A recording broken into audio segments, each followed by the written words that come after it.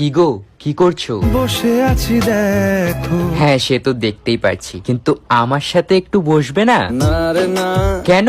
আমি পারবো না, আরে না পারলেও একটু বসতে হবে, না হলে এক্সামে কি লিখবে? আমি পারবো না।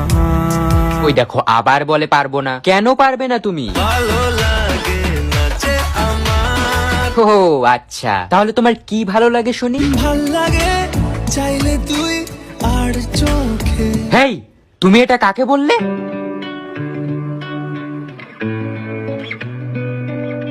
এই, তুই কে রে? আমি ওর ভালোবাসা। Yes baby. কি গো, ও এসব কি বলছে?